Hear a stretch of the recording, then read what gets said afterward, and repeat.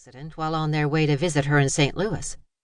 The law firm of Finch, and Warburton had been named executors of the estate. "There were a great number of debts to be settled.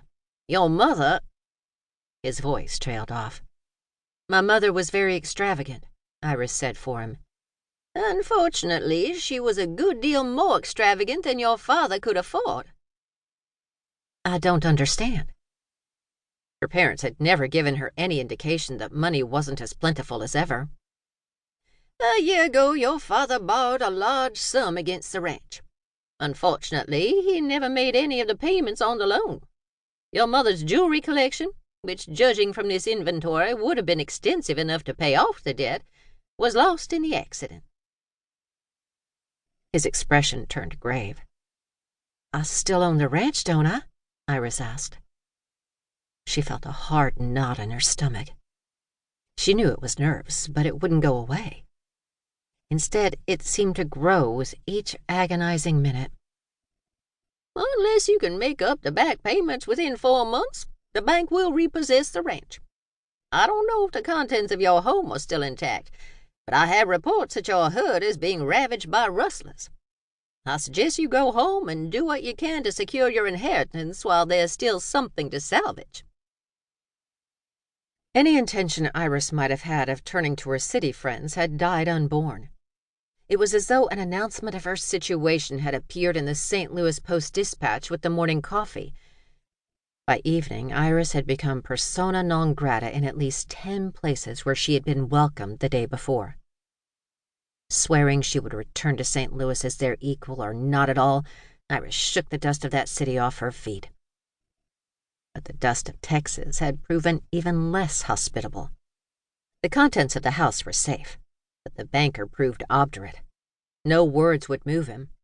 Either she found the money on time or she would lose the ranch. All the while, rustlers continued to eat away at her herd. Iris grew desperate.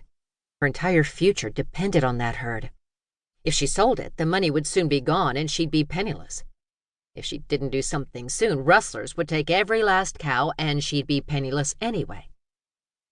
And even if she managed to keep the herd, in a month, she wouldn't have a ranch to put them on. In her desperation, she thought of Monty. Now he was coming to meet her, but just by looking at the way he rode so stiffly in the saddle, the fixed expression on his face, the way he slowed his horse to a deliberate walk, she could tell she would have only one chance to convince him to help her. She also could tell he meant to say no.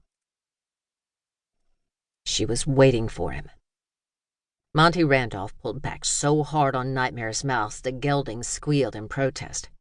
But in the act of turning away, he changed his mind.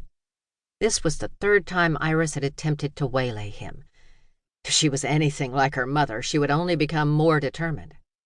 He might as well find out what she wanted, tell her no, and get rid of her. Look at her, wearing a dress that'd be torn to shreds if she walked so much as 50 yards through the brush. Doesn't she know she's back in Texas? Iris had tied her horse to the hitching post and was resting on a bench George had had built in a grove of young pecan trees transplanted from the creek. At 19, she was an enchanting sight, one guaranteed to make any man's heart beat a little faster. She was beautiful, perfect, with just enough fullness to her lips and roundness to her cheeks to add a definite touch of sensuality. Her hair would stop people in their tracks and cause them to stare. There couldn't be another woman in the state of Texas with hair of such an overpowering red. The sunlight bouncing off it was enough to cause a stampede. Equally arresting, her eyes were a deep shade of green. There was nothing immodest about the dress she wore, but it clung to her body in a manner that would have caused the matrons of Austin to click their tongues.